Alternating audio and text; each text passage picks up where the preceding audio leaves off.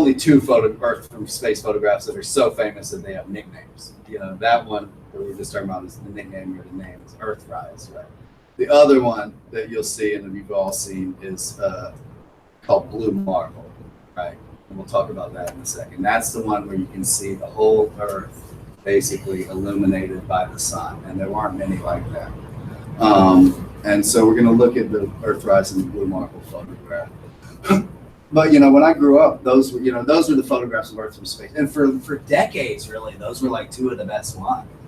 I mean, we'll talk about it a little bit when we get to 1972 in our timeline, but after 1972, decades went by. I mean, that Blue Marble photograph became the most reproduced image in human history. But decades went by where that was the last good photograph of Earth from space, basically. I mean, there were some kind of composites that NASA put out in the 90s and the 2000s and stuff. And we'll look at some now. We've got some really stunning composite that's from like 2015. There's a kind of a new school Earthrise that's from around the same time, 2013, 2014, 2015 we'll look at. But for all through the 80s and the 90s and the rest of the 70s, like there were photographs. Those were the ones, the Earthrise and the Blue Marble photograph. So when I began to get interested in this a little bit, and so then I kind of heard every now and then, like, yeah, that was the first photograph of Earth from space. You hear this phrase, the first photograph of Earth from space.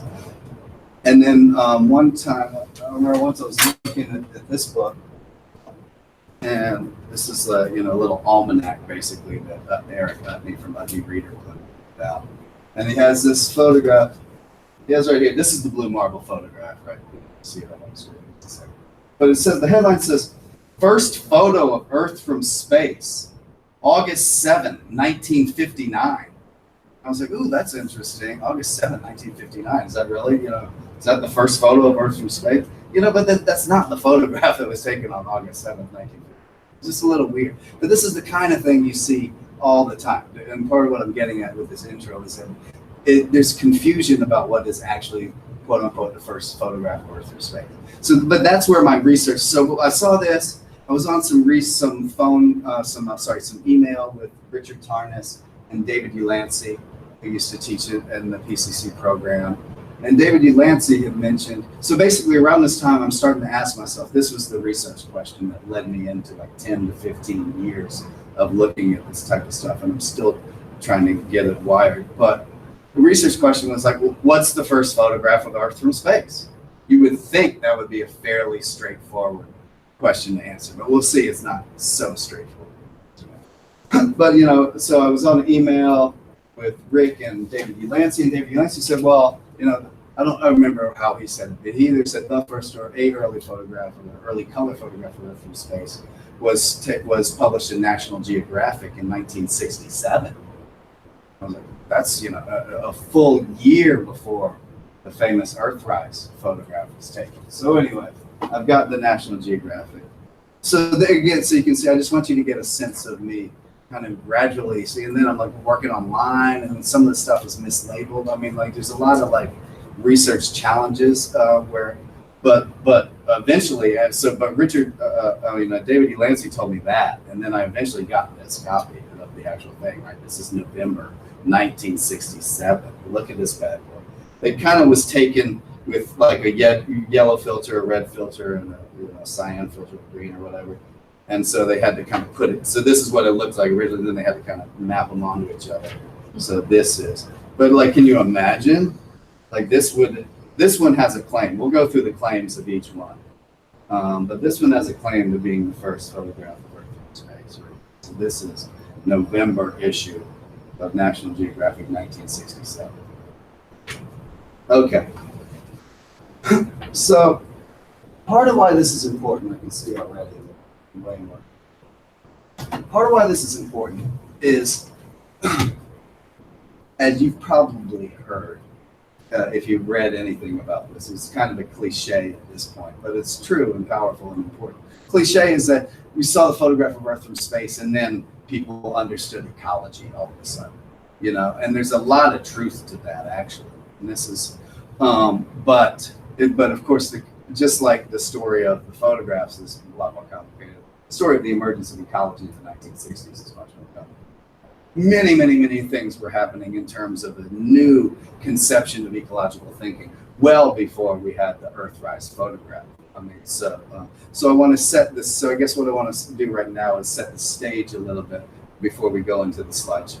And so what I'm trying to do is discuss a little bit about the ways in which ecological thinking and ecological consciousness and environmentalism were breaking out and bubbling forth in the 1960s before the Earthrise photograph. So, I mean, the kind of the modern period of environmental thinking we probably have to put at, and again, so there's another, in the same way there's a little bit of a cliche and a little simplistic recounting of history. You just have to kind of take it as a given, because of the way we are in the United States. We're not really good at our historical memory. We're not always taught a full history. We're certainly taught like a skewed history in terms of racism and misogyny and sexism and all these things. But we're just not good at history in general. So like our understanding of history is almost always going to be pretty simplistic, right? Pretty basic, and having a lot of gaps in it. So in the same way that there's a simplistic version of, we saw this photograph and then then ecology exploded right after that. There's also a simplistic thing of like, Rachel Carson published Silent Spring in 1962, and that was the beginning. I think you can make a very strong claim that is the beginning of the modern environmental movement, and certainly is particularly with the ways that history and historiography has been so sexist and patriarchal. I certainly wouldn't want to diminish Rachel Carson's accomplishment at all, but I will say there's a new book that just came out in the last couple of years called Myths of Silent Spring. It's kind of puncturing this kind of simplistic history a little bit. I think, from my understanding and my reading, I think Rachel Carson's contribution is immense and enormous. And but I do think there's some things that happened before the publication of Silent Spring that begin to set the stage for the explosion of ecological consciousness in the. And I will put that as the explosion of, so this is my two little basic timelines. The top one's the 60s, the bottom one's 1968. So what I'm going to call, just as for kind of, we don't want to be simplistic with our presentation of history, but sometimes it's nice to have some kind of symbolic moments and events to kind of hang these concepts on. So I call Earth Day 1970. I use that as my symbolic kind of moment of the explosion of ecological consciousness. 20 million people take place in cities and towns across the United States in Earth Day. So that's gonna, but what we're gonna see, and so we have the Earth, say this is 1968 with Earthrise, but what we're gonna see is there's a real new sense of ecology being like in the zeitgeist, at least by 1967, and we're gonna look at some earlier things. But you get what I'm saying? It's like there was a new sense of ecology in 1967 before the Earthrise photograph. Okay, so let's look at some of the history really quick. I'm gonna go through this really quickly. So in the post-war period, here's an author, David. What's up for that?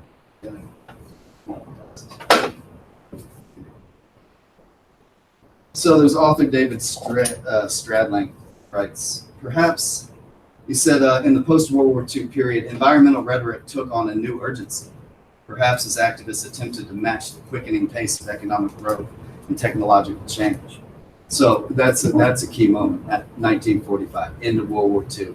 You've got people going like, wow, this whole industrialization process and this quickening pace of change in technology is something we need to critically evaluate. So you have Fairfield Osborne writing a book in 1948 called Our Plundered Planet. And then he wrote another book called The Limits of the Earth in 1953. Then you have William Vogt wrote an essay in 1948 called The Global Perspective. Harrison Brown, The Challenge of Man's Future in 1954. In 1956, Joseph Wood Crutch predicted, quote, increasing awareness of what the science of ecology teaches promises to have some effect upon the public's understanding of the practical necessity of paying some attention to the balance of nature. Then in 1958, you have Paul Shepard publishing The Place of Nature in Man's World. That was an influential essay. And you have activists like David Brower, who are also expressing this new concern for the Earth. And then one thing that I always think is cool is 2 years before Silent Spring in 1960, Ansel Adams and Nancy Newell published a book called This American Earth. And it's a super cool book if you've ever seen it, but it's it's like a coffee table book because it's got Ansel Adams' stunning black and white photographs of the American West, right? Yosemite and stuff. But Nancy Newell writes a very interesting text that goes along with it. There's like a section called like Man and His Environment or something like that. I'm forgetting the exact section, but she's got some very cosmological kind of quotes where she's even talking about like our Judeo-Christian heritage and how it influences how we think about it, this type of thing. But the point that I'm making is this: 2 years before Silent Spring, and Nancy Newell, it was originally a photography exhibit that they had put up in like Yosemite in like 1958 or 59. But then it toured around to different college campuses. So you had Ansel Adams' photographs and Nancy Newell's text. And it's very cosmological and ecological and talking about industrialization and what's happening with the planet. And it's 2 years, and it was published in 1960, 2 years before Silent Spring. Okay.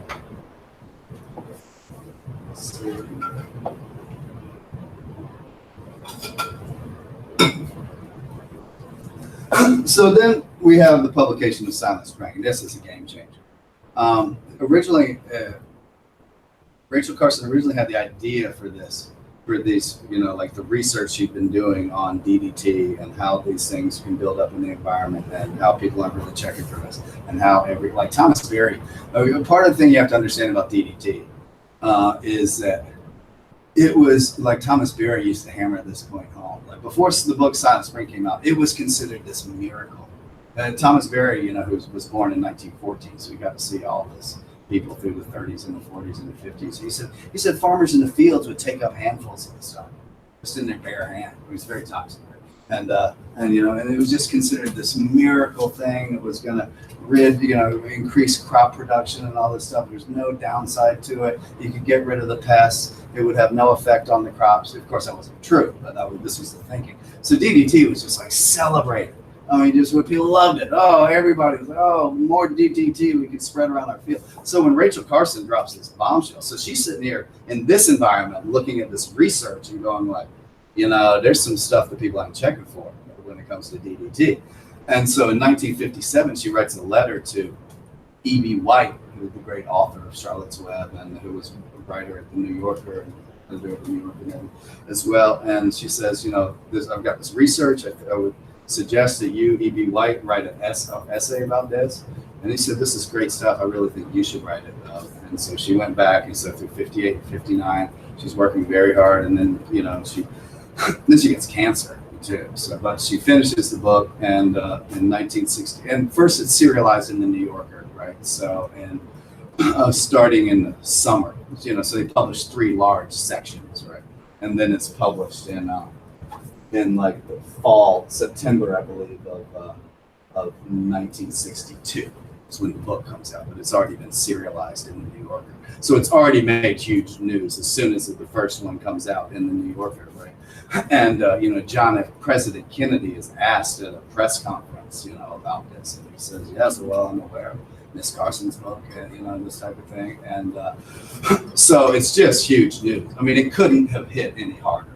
And that's why it's rightly seen as probably the beginning of modern environmental movement. They did to give an example of how big a story this was. CBS Special Reports did a special on Rachel Carson and the whole issue of DDT and Silent Spring, and 15 million people watched.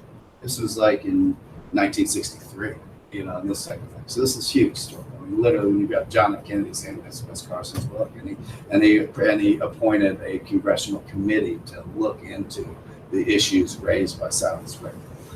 Okay, one other thing before we jump into some of these photographs real quick is I think this is interesting. This is something that's not, I haven't heard discussed widely. But 1 month, basically, or a little more than a month after Rachel Carson's book comes out, Aldous Huxley gave a talk on November 30th of 1962. And the title of the lecture was The Politics of Ecology, Question of Survival.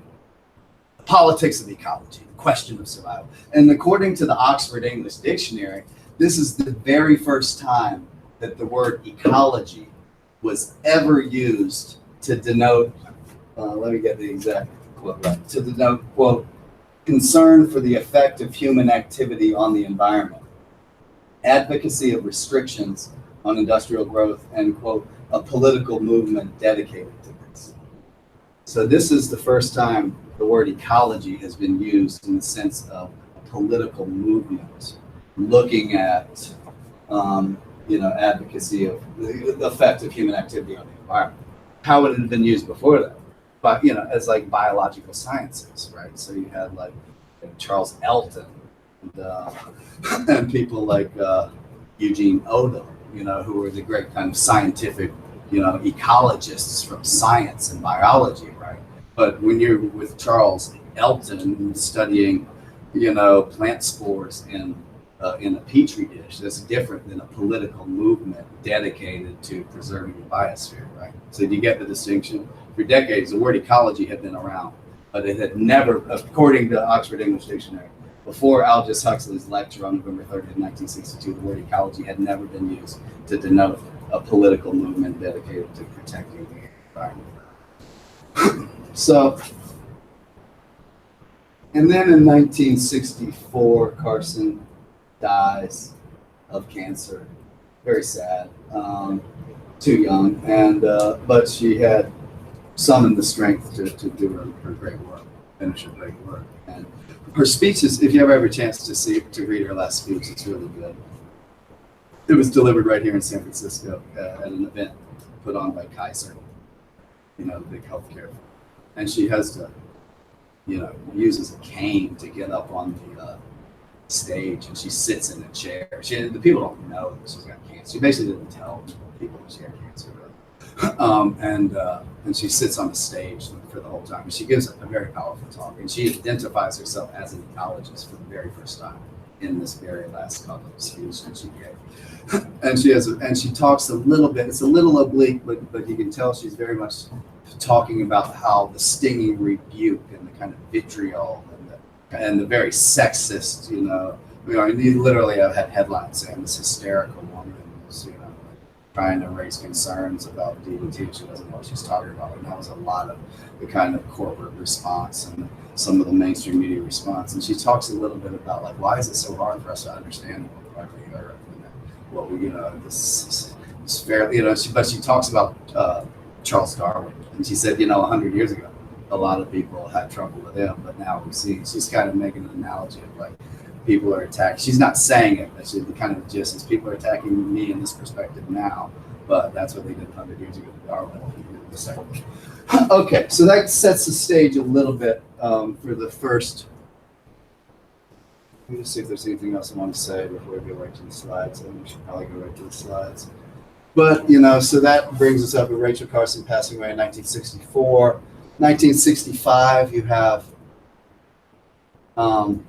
James Lovelock is working at the Jet Propulsion Laboratory in Pasadena, California, and he's sitting in his office one day, and somebody had brought him like data sets and photographs from like Mars and Venus, and he's looking at these other planets, and he's going like, Mars is so different from Venus, and he's thinking about the Earth.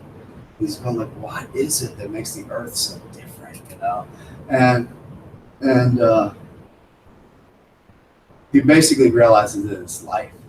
Is maybe the fact that life is some kind of self-regulating, process on the planet, and that's helping to, conduct the whole atmosphere, and the chemical composition. Anyway, she mentions this idea that has happened on him suddenly to his friends in the lunchroom. I don't know if it's the lunchroom. I imagine it's in the lunchroom. Probably maybe they're sitting in the office. But one of his friends is Carl Sagan, who's sitting right there next to him. And Carl Sagan tells him about the cool Earth problem, which is the fact that the sun has increased its temperature 25% since the Earth's been around, but yet the Earth has maintained its temperature. The fact that the sun's gotten 25% hotter, but the Earth has still maintained its temperature. The Earth hadn't gotten 25% hotter. So Carl Sagan just kind of offhandedly mentions the cool Earth problem. And now Lovelock goes back to his office and is kind of going like, but that's the day that it hit him, that Gaia Earth could be conceived of as a living self-regulating organism. And then a couple of years later, he's chatting with his novelist friend, William Golding, in England. They walk to the mailbox every day. And he's telling him he's got this big theory about how the Earth functions as a process. He says, well, if you got a big idea, you want to give it a good name, you let it get across, and I suggest you name it after ancient Earth goddess Gaia. So it's interesting that he got that from the novelist William Golding. I mean, I think he later came to be correct in some ways that he had given it this kind of charge, this charge, and scientifically, in terms of science, that was helped. It didn't help with the acceptance of the theory that was named after the goddess. But you get the point. Okay. But the point is that there's just a lot of stuff is cooking. He literally got, I mean, he wouldn't present this until the 1970s. Lovelock wouldn't present the Gaia theory until the 1970s, but this is the type of thing that's happening in the mid-60s. You've got James Lovelock coming up with this Gaia idea. You've got Edward Lawrence looking at what he would later call the butterfly effect, how tiny changes in initial conditions can lead to massive consequences down the line. So this is the type of holistic and systems, what we could call interconnectedness, ecological thinking that's bubbling up during the mid-60s. Okay, before we run out of time, let's just go straight to the slideshow right now, if we can. So this is a little bit of a spoiler of what we're going to get to, but this may seem like it's not oriented right, but this is the way Bill Anders took the photograph, and it has been reproduced like this recently. People have kind of tried to restore it to this orientation. Okay, so this is just kind of to get you psyched. This is one of my favorite ones. And these are a little close up. It looks a little bigger when it's further away. You can see more of the black and more of the moon, more around. But part of why I like this one is it does throw your equilibrium off, and you get more of a sense of the two. Rather than just, it's a horizon and it's a thing coming up with a horizon. It's more like these are two spheres in space, and they're being revealing each other as they circle around. I think it gives you more of a sense of, wow, I'm on a planet, looking at another planet. Okay, so let's go to the next one.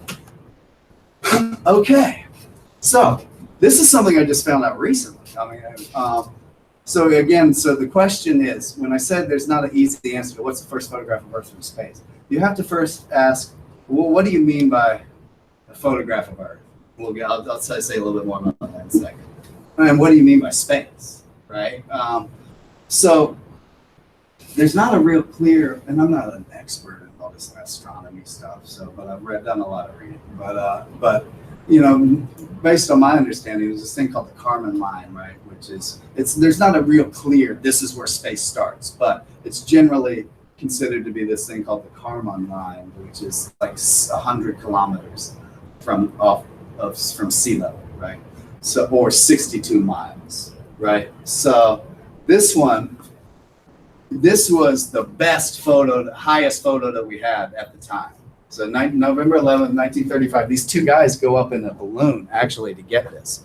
I'm going to look at them. Is there a way to see the notes? Are these the notes? Right there. Okay, so this is from, it's almost fun. It shows so little curvature that it's almost comedic, but this is considered the first photograph clearly showing Earth's horizon sagitta. I don't know what that means, curvature. But if you can see right here, there's a superimposed black line right here. You see that black line? That's not part of the photograph, I don't think. I think that's they superimpose that so you can see that it's a little fatter here, it's a little skinnier here. You can just barely make it out. But with the help of this black line, you can barely see that the curvature of the Earth. So this was 72,000 feet. You can see the horizon for 330 miles. Yeah, so these are like I said, these two dudes had to go up and get this shot, Captain Stevens and Anderson, November 11th, 1935. So this was for the next over 10 years. This was the best, highest photograph of Earth, but we're not quite in space yet. We haven't. I'm trying to see what the number of miles is. Okay. I don't know how. Say what? I don't know how many. I thought I should have exactly how high they are, but they're 72,000 feet. I wanted to translate it into miles. Yeah, that's right. That's well above my math skills for now. Okay, so next slide. Click on next slide, right? Okay. So this now we're getting into one of the photographs that I think I've said this before, but I've seen articles of this is the first photograph of Earth from space with like 3 or 4 different photographs. Have I seen articles based on, and this is one that we could potentially call the first photograph of Earth from space. This is the first one from beyond the atmosphere. And I think this one might be from higher than 62 miles. So this might be technically the first one that's from, if we say that Kármán line is where space begins. But then you start getting into, well, that's not really what we meant by a photograph of Earth from space. We want something a little further away. So this is what I'm going to get at. So I don't take the Kármán line as my definition of what a photograph of Earth is. There's a common sense definition too, which is like, no, I want the real sense that it's a ball that's in space. And so, though I think technically you could say that this one or the ones that they got just after this, basically, technically it could be considered the first photograph of Earth from space. But it doesn't give you what I would want to call the blue marble effect. Blue marble. I don't want to confuse you with a specific photograph from 1962.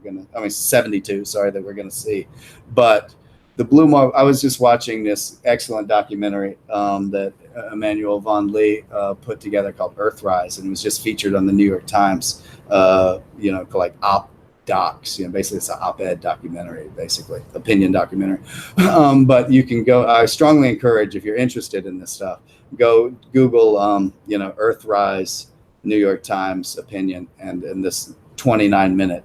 Excellent documentary that they just produced this year to coincide with the 50th anniversary of Earthrise will come together. But in that will come up. But in that documentary, one of the Apollo 8 astronauts, Frank Borman, is talking a lot about the Earth looking like a blue marble, and and they didn't expect that, and how different that was than when you're just orbiting around the Earth. Basically, that's a lot of what we're getting to. So part of what we're going to see when we talk about, when I say it depends on what you mean by space. I mean, it's like most of, and we're going to talk briefly about the Mercury and the Gemini missions. And what those were, so that we got the Earth, right? It's this spheroid in space. It's technically an oblate spheroid, which means it's a little squashed in the middle. Like if you took a beach ball and you just put some light pressure on it, it's a little fatter in the middle this way than it goes this way. And that's because of gravitational pressure as it goes around. So it's basically an oblate spheroid, a little squished at the tops and a little fatter in the middle. What's the point? I lost the point. But anyway, he was talking about, Frank Borman. He was talking about, orbit. So the Mercury and the Gemini missions, you're just getting off the Earth a tiny bit, and you're orbiting the Earth. You're orbiting the Earth. It wasn't until Apollo 8. And so what we have is we've got these Gemini missions. I've got a book here. I'll show you in just a sec. We've got thousands of photographs of where you're right on the Earth, and you're looking down at the Earth. But what we needed to get a picture to what I'm going to call a satisfying whole picture of the Earth, we needed a selfie stick. We were too close, right? So the way to think of the Apollo missions is it's like a selfie stick to allow you to get the ultimate selfie, to get the ultimate self-portrait.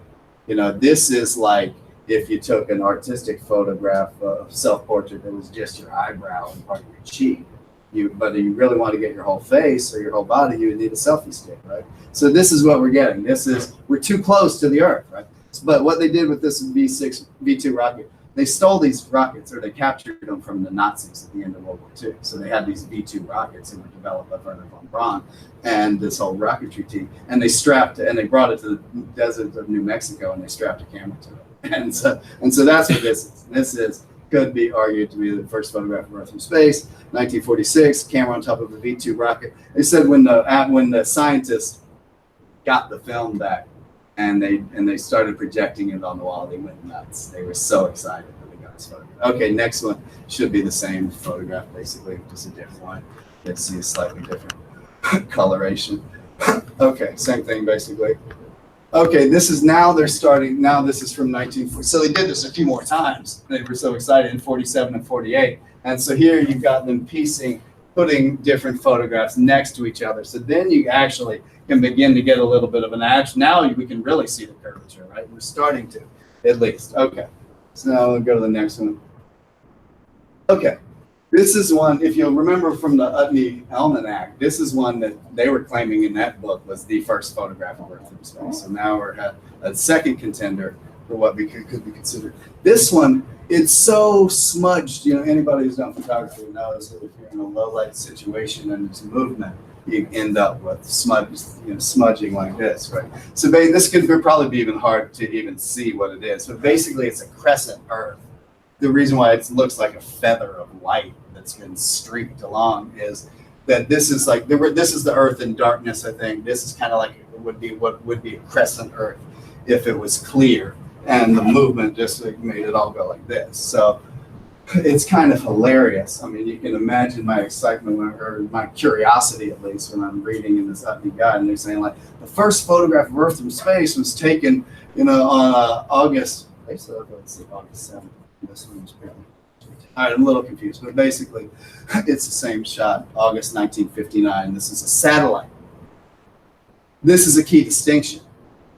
Whether it was taken by a human being or whether it was taken by a satellite, it leads to some confusion and possibly some debate as to whether well, I guess I should say it like this.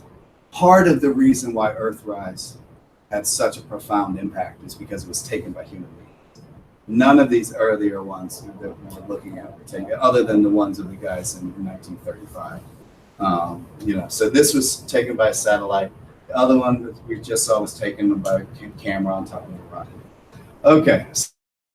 Now let's go to the next one. This is the first television image. And then you get into, this is a little complicated, but part of what you get into is it a photograph of Earth from space if nobody ever saw it at the time? You see what I'm saying? Like how, and this is why the Earthrise photograph, I think, is arguably the most significant one, is because everybody in the world saw it. Right after, within 2 weeks of the Earthrise photograph being taken, it appeared in most newspapers, prominently featured, like on the front page, in most newspapers and many magazines. So I don't, and just to be clear about the limitations of my knowledge, there's certain of these photographs, I don't know who saw them. Some people saw them, most people didn't see them. I mean, we have, so this is photograph, or this television image, it's from April 1st, 1960, but I don't know who saw it or if many people saw it or not. So there's many things I don't know still. Okay, let's go to the next one. So now you have basically, just to do a 30-second history of this, the quote-unquote space race or whatever. So, this is all very wrapped up in Cold War politics and how people freaked out when Sputnik was launched in 1957. Oh my God, the Ruskies have a satellite that's looking down on us and this type of thing. So that really kicked, the whole American kind of military and political machine into high gear, going like, we got to catch up with the Russians and this type of thing. And so you have Kennedy announcing in 1960 that we're going to send a human to the moon and bring him back safely to the Earth before the end of the decade. I don't know, he says decay. Before the end of the decade. We go to space not because it is easy, but because it is hard. It's just great stuff. But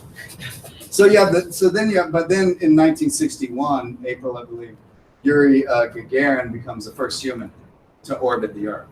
So this Russian cosmonaut wins that part of the space race and orbits the Earth and lands safely back. And with a month later, Alan Shepard, I believe, becomes the first American to orbit the Earth. And so that's like a Mercury mission, right? So you've got these early Mercury missions that are basically just trying to figure out how to get a person in orbit around the Earth and bring them back.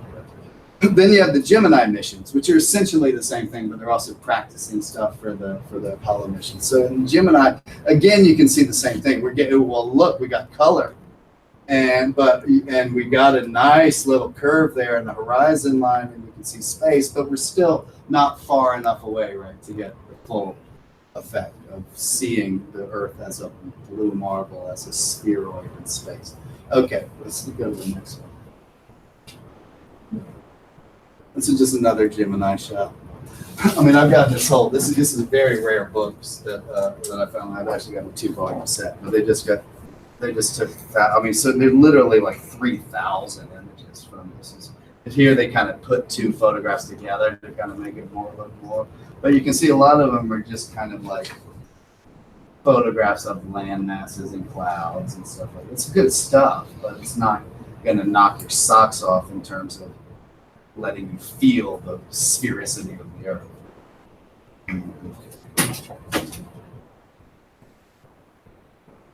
Okay, so now, again, this is another one of those ones.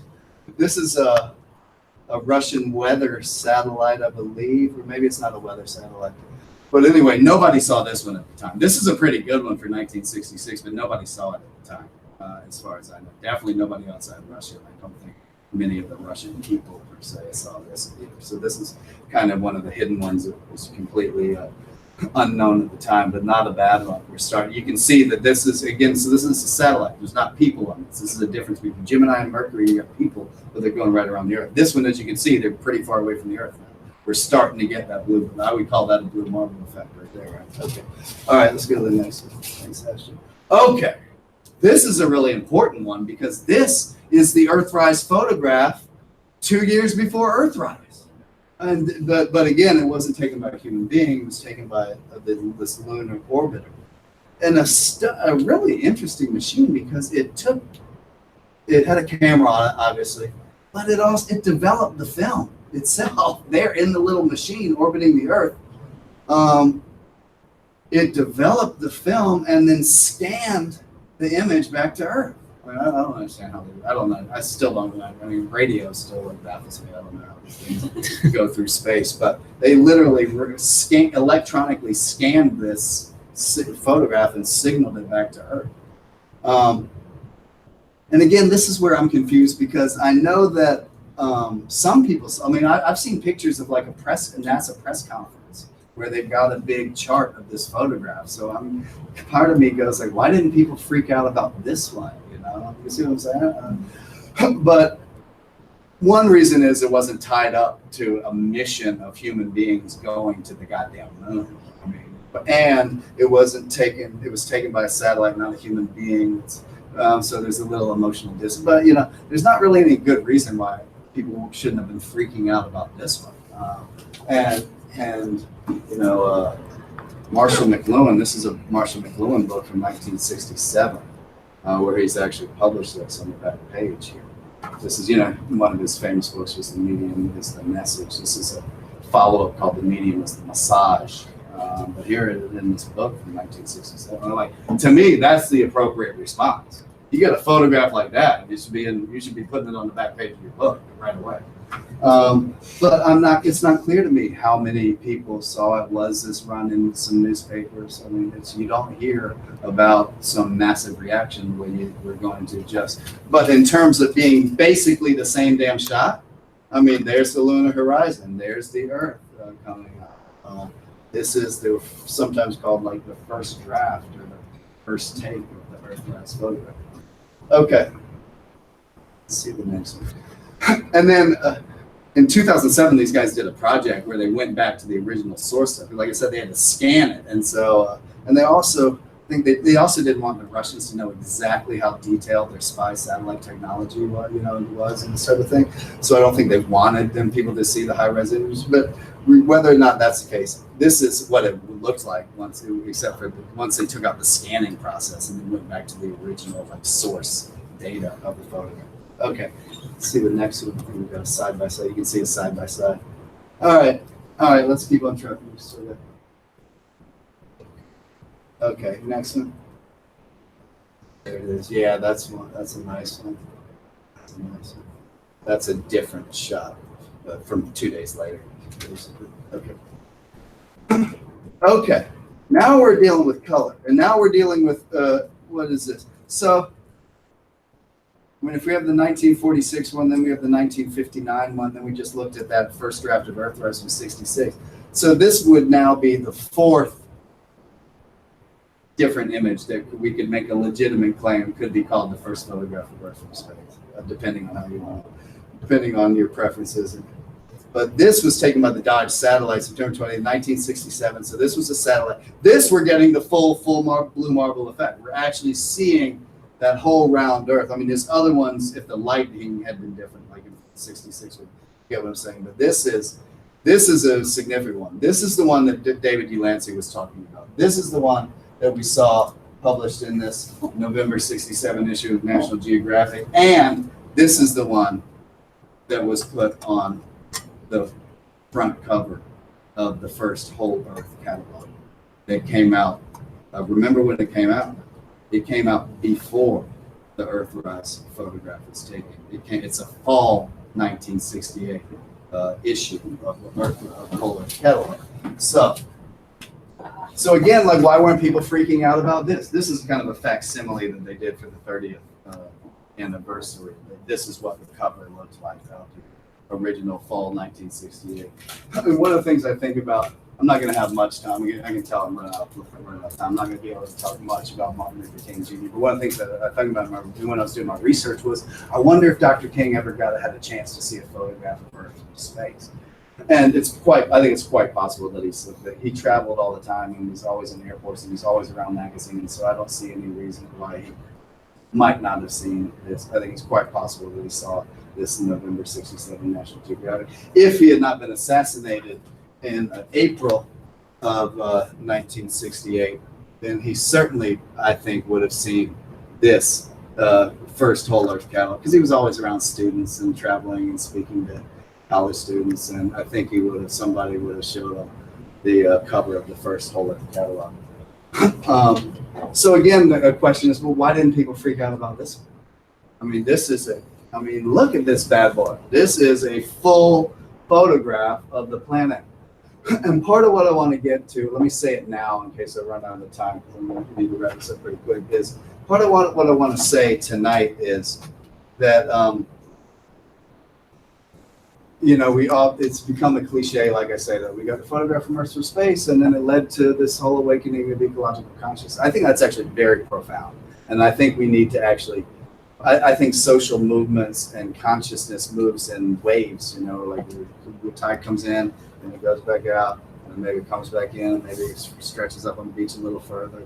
So I think part of the reason why I think reclaiming this history and understanding this history is important is because we have to be the progenitors of the next wave of ecological consciousness, or else, we're not going to. It's like the New World Wildlife Fund report just came out 2 days ago that showed 60% of the animals are gone, have been extincted by human economic processes in the 50 years since these photographs were taken. So we're in a race between cosmology and capitalism. We're in a race between cosmology and catastrophe. To paraphrase H.G. Wells, who said we're in a race between education and catastrophe. But I really think the part, so I'm trying to get, I'm maybe kind of throwing some of the conclusion in, but I want to make sure I mention some of the so what, which is that these photographs are, particularly the Earthrise photograph, it's a cosmology. It's a cosmology. And it's really in our understanding of where we are in the universe is very new and very fresh, in the sense that, by 1750, people had come to understand that the Earth was a spheroid, and that it was traveling around the sun. This is a big debate, right? But by 1750, it was pretty well settled. The Earth's spheroid is traveling around the sun.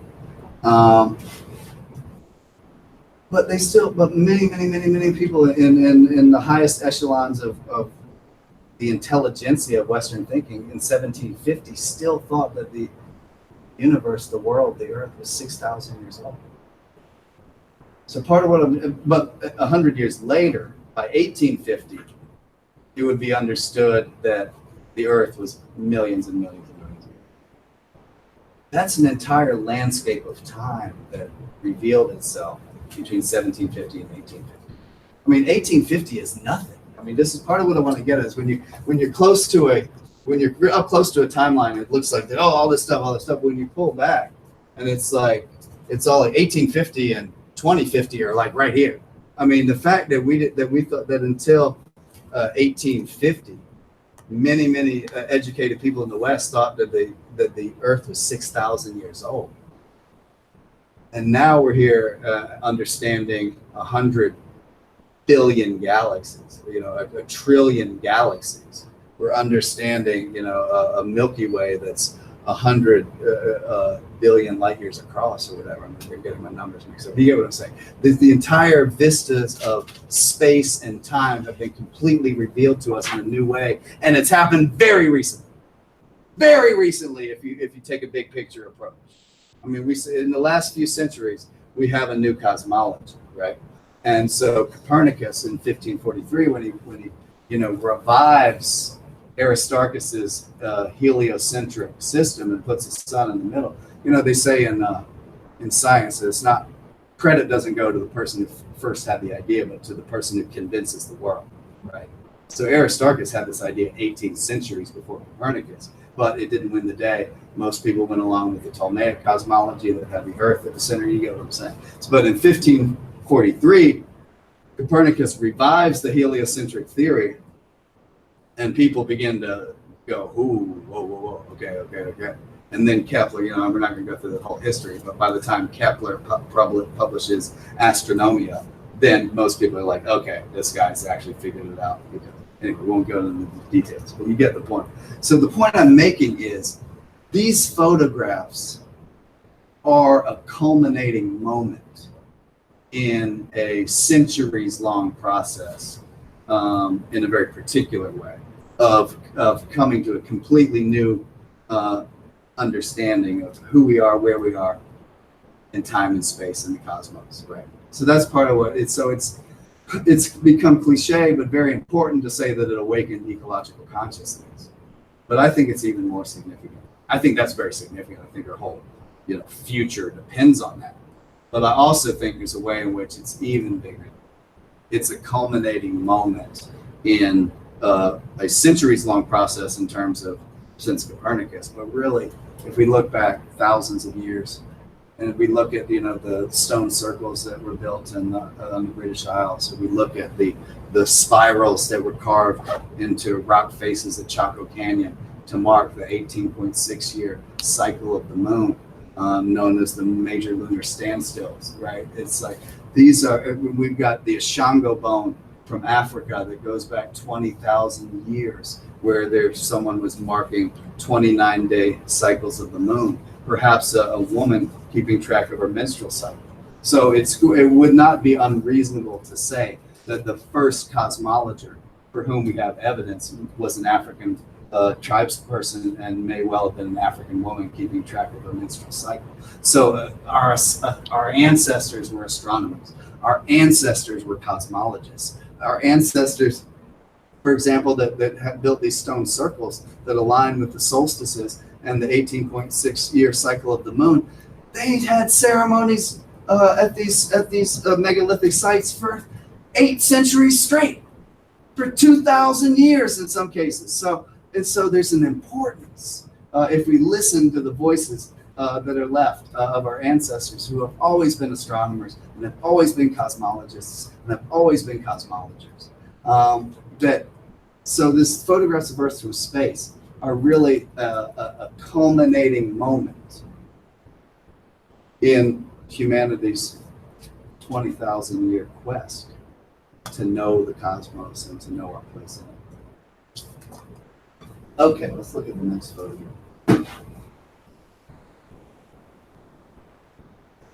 All right, here we are. So basically the Apollo 8. So Apollo 8, this then becomes the ultimate selfie stick, right? This was the first time that all of the other space capsules and everything was orbiting the Earth. This time they shoot for the moon, right? And so they're traveling. So they travel the moon, which is 240,000 miles, and they get into lunar orbit. Right? So now they're orbiting the moon. They're basically, testing all of these systems, and in particular, they're scouting for landing spots for the upcoming moon. They're running out of time too. Kennedy had promised that this would happen before the end of Anyway, so they get in lunar orbit, and Bill Anders. So there's 3 astronauts: Frank Borman, Jim Lovell, and William Anders, or Bill Anders. And they're on their 4th orbit around the moon when all of a sudden, and they had just maneuvered the spacecraft. There's second video I'll recommend is one that was made, I think, in 2013.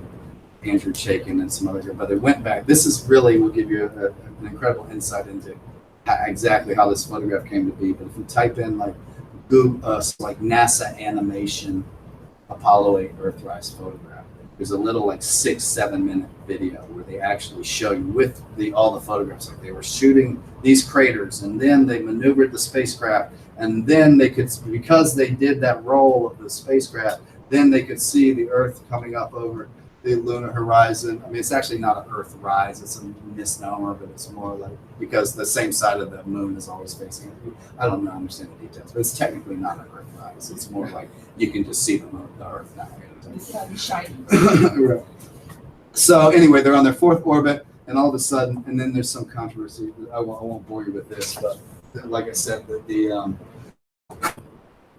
research can be a little hard. And one of the things that made it hard is that the NASA transcript is wrong.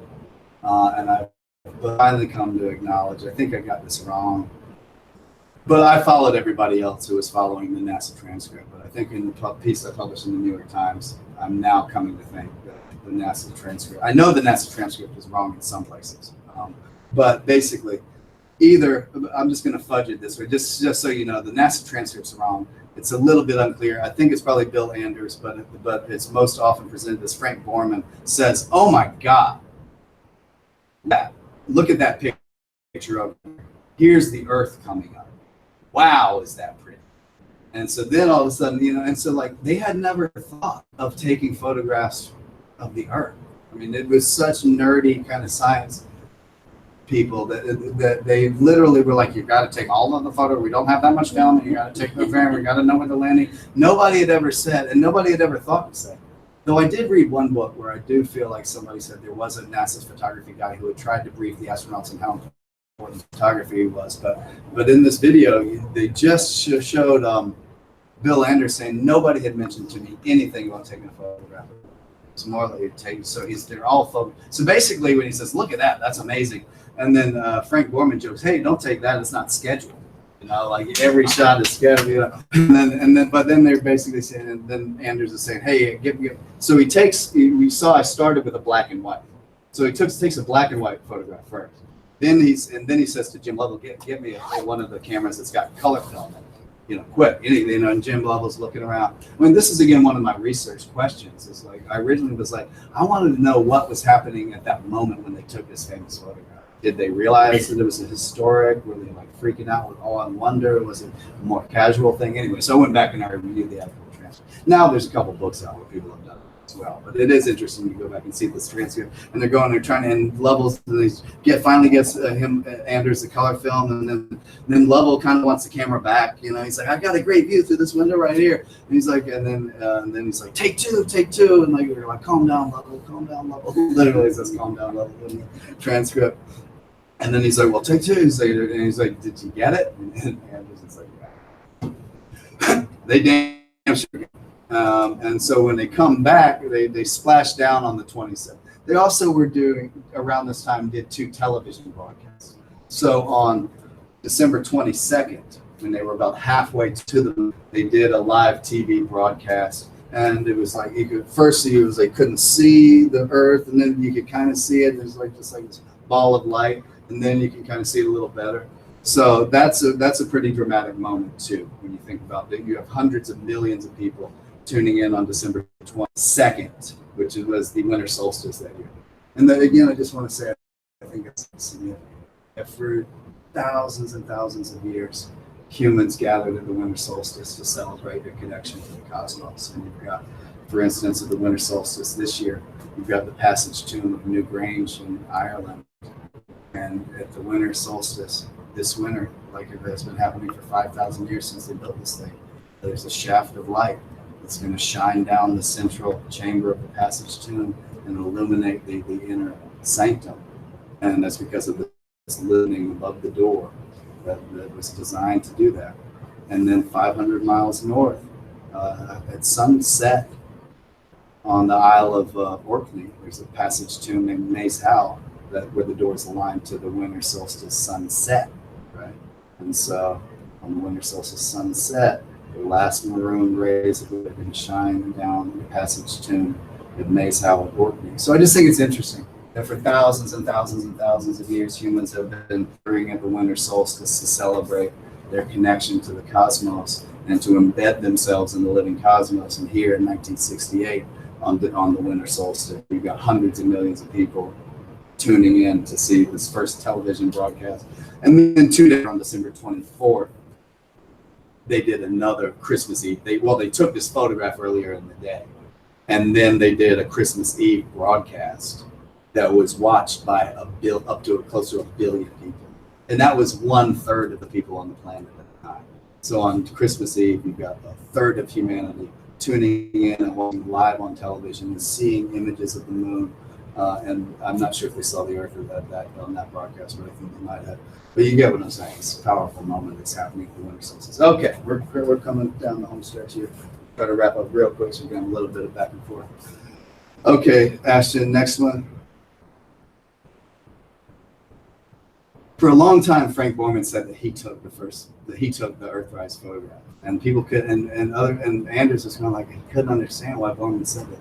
It's possible. This is where it gets a little speculative. I've read so many different things. It's possible that Frank Borman, in recent years, it's come out that there may have been another camera with another photograph, and that Frank Borman may have been right, because people just couldn't believe that Frank Borman would make up a story and lie, and why would he claim credit for this photo? But I think it's possible that Frank Borman took a quick photo that was basically lost years. But this is a little bit speculative. I haven't been able to totally pin it down, so let's just keep going. Okay, this is when they're maybe coming back to Earth. Anyway, it's the same mission, Apollo 8. All right, let's keep going. Okay, then we get to this next most. So just to finish, I basically said everything, but just to recap. So they splashed down on the 27th of December, and within 2 weeks, the photograph is all over. So Earthrise, if you say Earthrise has a lot of the conditions that we would want for the first photograph of Earth from space. It's far enough where you get the blue marble effect. It's taken by humans, which adds a emotional connection, and it was widely seen at the time, right? Unlike the 1966 Russian satellite photo, lots of people saw it. And okay, so now we're 5 years later, right, or 4 years later, I should say. And so on December 7th, this photograph was taken. And part of what's synchronicitous or fortuitous about this one is, and we're getting close to the end, y'all been very patient. This was the only Apollo launch in which they had a whole Earth behind them, in the sense of fully illuminated by the sun. If you take off on a rocket and the sun is over here, you're going to have a half Earth, right? And so you can take a picture, but half of the Earth is going to be in darkness.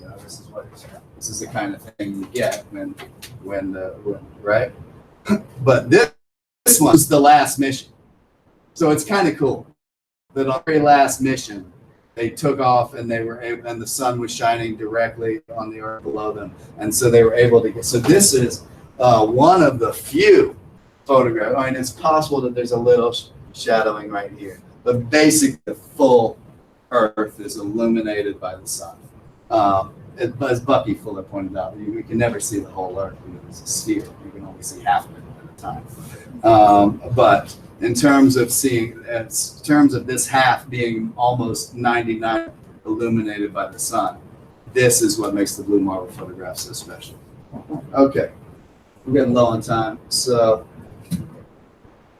they take this on December 7th, 1972. They release it on Christmas Eve, 1972. So exactly 4 years after the Apollo 8 Earthrise photograph was taken, this one was released. And so, as I say, for decades and decades and decades, those were like the best ones. And this is, and Galen Rowell, the great photographer, called the Apollo 8 photograph, the Earthrise photograph, he called it the most influential environmental photograph ever taken. And this has been often called the most reproduced image in human history. Okay, let's see that. Let's just crank through the next one. Okay, here's another same one, just slightly different. Okay, so like I say, for decades, a couple things you can find that I haven't included, but this is not a photograph. This is more like a composite of data, this type of thing. But it's still pretty cool. I think it kind of lacks a little bit of the magic of a photograph. But maybe that's just my imagination, or maybe it's just a weird coloring that we're not used to. But this is not a photograph that was clicked. This was an image that was created, massive data sets, basically. But this is from 2012. Okay, next. And this is like a real, you might have seen the little GIF or GIF or whatever out of this, but there's a little video, like a 5-second video of the Earth coming up. This is real footage. I don't think it's data created. Anyway, all right, is that the last one? Okay, that gives you the gist of what I wanted to say. Like I said, I kind of snuck my conclusion, sandwiched it there in the middle. But basically, I do think that this photograph is a cosmology in a single image, and it's not just ecological. Obviously, it's like I mean, it's like, I think there's social justice implications of this. So it's not just like we need to protect our resources, but it's more like when you look at this, and let me give you an example. Sister Miriam McGillis, who's somebody who studied Thomas Berry's work very intensely, and she's given 800 presentations, and she has this thing called Genesis Farm, New Jersey. Border, I guess. And she used to take this blue marble photograph, and she would take it to like meetings that they were having, where they were deciding some land use issue, and there was a time for public comment. And so she would take a poster of this, she would hold it up, and she'd get the town council or the state legislature or whatever. You see what I'm saying? She'd say, like, look at this. So that kind of image of Miriam McGillis holding this up at a political, kind of decision making to these decision making. I mean, that's the kind of thing, way we need to regard this. This is like a meditation device. This is like a litmus test. This is like, we can look at this and say, when you look at this, there's certain things that clearly don't make sense. Like, should we use all the fresh water on thing and not care, should we allow corporations, like it's happening in California right now, should we allow corporations to dispose of their fracking chemicals in our aquifers and building up slowly for millions and millions and millions and millions of years? Or is that a ridiculous and ludicrous idea based on the fact that we've got some 7 billion people on this planet that can't go 2-3 days without fresh water? You see what I'm saying? So like using up all the fresh water, filling the atmosphere with CO2. I mean, there's certain things that don't make sense when you look at, and basing your entire economy off of unlimited growth on a limited planet, right? You see, we all know these things. We're all PCC, we're all environmentalists, et cetera, et cetera. But it's just like, how long do you think an extractive economy, if your entire economy is extraction, how long do you think, how sustainable for the long-term future do you think that's going to be if that is where you are, right? Okay, so that's kind of the clear-cut environmental ecology. Misogyny, patriarchy, racism, white supremacy, ableism, heterosexism. Do those make sense when you look at this? See what I'm saying? I mean, you can say it's a bit of a stretch, and I don't have a lot of time here. But part of what I'm getting at is I think there's a way, I think the level of reflection that we're called to is not just about ecological, it's about war, it's about child abuse, it's about brutality, it's about education, it's about, is our purpose the maximization of wealth and profit? Do we exist with like racial hierarchies, of like scientific racism and like biblical justifications for racism? You see what I'm saying? Like there's a lot of kind of outdated worldviews and cosmologies and hierarchies and oppressions. And I think this gives us a little bit of a place to, it's kind of like, it's hard to say what's the exact connection between fighting anti-Semitism and this image of the earth. But I think there's a connection. I mean, it reminds me of that old saying. They say, if you don't stand for something, you'll fall for anything. Well, a cosmological perspective at least gives you a place to stand. It doesn't answer all these questions, easily or irrevocably. It gives us a place to stand, and it asks the question: does racism, does misogyny and heterosexism and patriarchy make sense, given that we are all part of this oblate spheroid that 5 billion years ago was a boiling orb of molten lava? And so this is a very spatial image, but it also gives us the opportunity to step into the story here in a temporal way. We can look at this, and when we know that it's been 4.5 billion years from lava to oceans, to atmosphere, to single-celled organisms, to phytoplankton and sharks and dinosaurs and birds and mammals and reptiles and humans and poetry and consciousness, and whales are singing songs that have 16-part repeating cycles. And so, this is really a window into that whole story too, and that kind of landscape of time, or what we could call deep time, right, as well. So I think it's incredibly significant. I think there's a lot of, and I think it reminds us, as Martin Luther King said, exactly 1 year before the Earthrise photograph in his last Christmas sermon, he said, we aren't going to have peace on earth until we recognize the basic interrelated structure of all reality. And he said, this is the way our universe is structured. This is its interrelated aspect, and we aren't going to have peace on earth until we recognize this basic fact of the interrelated structure of all reality.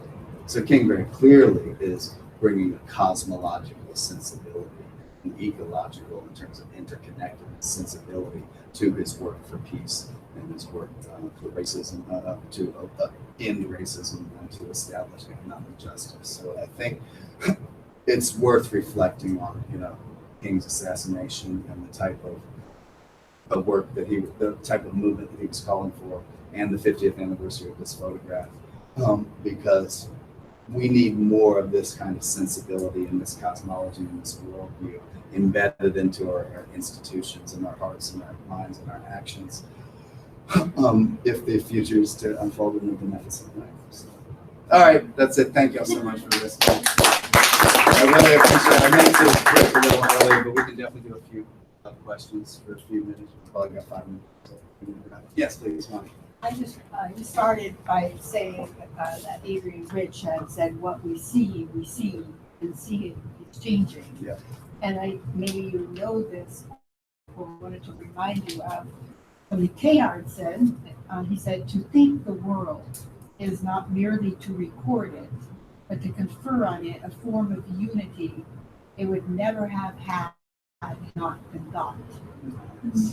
So, discovery and synthesis is not just speculation, but creation on the insides of things, where the knowing becomes so much more than just the perception. Yeah. And that's the whole sense of cosmology that Teilhard was about, and Barry and you, and just thank you for just this whole thing is really nice. Thank you for that comment. I will say there's one quote that I absolutely can't leave without sharing. It's basically Sir Fred Hoyle. Some of you may have heard this one. But this is the best quote when it comes to thinking about the Earthrise photograph. And it was said 20 years before Earthrise was taken. But Sir Fred Hoyle, British astronomer in 1948, said, make sure I get it exactly right.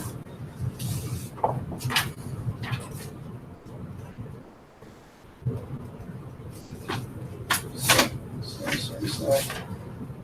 Yeah, in 1948, Fred Hoyle said, once a photograph of the Earth taken from outside is available, once the sheer isolation of the Earth becomes plain, a new idea as powerful as any in history will be let loose. So he predicted that. And then I actually have a quote, but I've found, you don't see this very often, but I found in 1969 or 1970, I found when Fred Hoyle actually revisits this, and he said, I made this prediction in 1948. Now we have such a photograph. Has a new idea been let loose? And he basically said, I think it has. Because I think if you look at the explosion of ecological thinking and such, he says, you know, the ecologists and the biologists have been saying that for years, but they never got on base. And now we got this photograph of the Earth, and all of a sudden people are really picking up on ecology and cosmology. And I feel like I'm talking over the question time, but I just real quickly want to share, just to give you a sense of what I mean when I say this explosion of ecological consciousness. This guy in 1971 said, only a few years ago, as recently as 1966, hardly anybody had heard of ecology. Today, ecology is one of our most commonly used words. Somebody else said in 1970, ecology has become a familiar word at last. This guy, S.B.R. Charter, in 1970 said, the positive note of hope upon Earth now resides in the word ecology. The meaning of this word is but dimly grasped, yet still it is our only hope. And then finally, in 1970, the Council on Environment Quality said historians may one day call 1970 the year of the environment.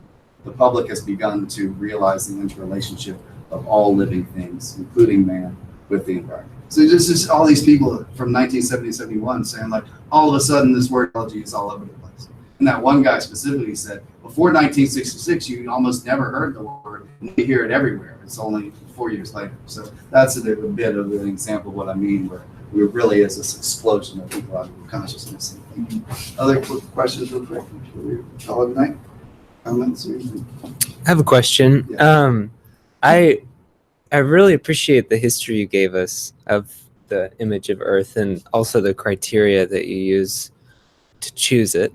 So like, I'm just curious about like practicing the ethic that comes with recognizing ourselves as being a part of that, and like the potential disjuncture between seeing that and then reconciling this with the like locale. And yeah, do you have any thoughts about that? In terms of like bioregionalism and how we live in place. Yeah, exactly. I think it's very interesting because I do think it's a little bit of to think globally and exist locally, right? Yeah. To paraphrase. Yeah, I think that's part of the way, you know. Well, let me put it like this. Thomas Berry once said, ecology is functional cosmology. Ecology is functional cosmology. Yeah. To have an ecology, to have harmony and blah blah blah and your waste flow, is you need it's so if this is our cosmology, or the sense of the planet, or sense of the universe, or the universe story, or however we want to say that, how do we make it functional? That's ecology, right? You know, so it's functional cosmology, and it's like if you're drowning in your own waste products, then your worldview is off, right? So it's like if you cosmology kind of the conceptual and thinking and seeing from space, ecology, and so what we learn, you get that selfie stick, you get a little bit off the planet, you go, it's all interconnected, it's all interdependent. There is no such thing as waste. There is no such thing as away. You know, everything is either extracted from this or, you know, is a toxin or whatever, you know. So it just, you when you see that, and you go like, is it a good idea that we've created 837 new toxic chemicals that have never existed in the history of the planet since World War II, and we've just been infusing them into the living water streams of the planet that flow through the cells of every single being? So I think what you're raising, actually, I don't know if I have a great answer for it, if I'm just rambling right here, but I think what you're raising where the rubber meets the road of our cosmology, and we see this, of course, so much in indigenous societies, where it's like how you live in every action and what are the impacts for the next 7 generations, type of thing but that's where I consider them the same type of thing, like how we learn how to permaculture our place where we live is how we express our cosmology within, the 5 miles around us or whatever, or the 50 miles or whatever, and, making sure that we don't use up all of the fresh water in the aquifers on this planet is how we express our cosmology at the global level. But it's all about, living ecologically, because that's how we that's when our world functions. Ecology is functional cosmology. So if we're ecologically healthy, then our cosmology is functional. If we're ecologically unhealthy and unsustainable, then our worldview is not functional.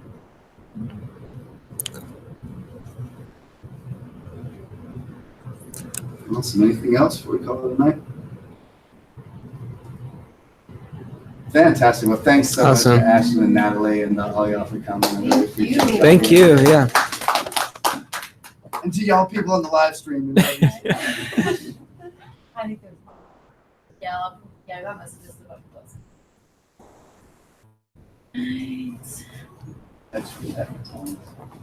I know copies of your books. Oh yeah, I do have copies of books and stuff. Just so you know. Yeah. Excellent holiday gift. Great holiday gift. Name a holiday and that's the appropriate gift. I will do, yeah, or whatever. We'll figure it out. I absolutely will.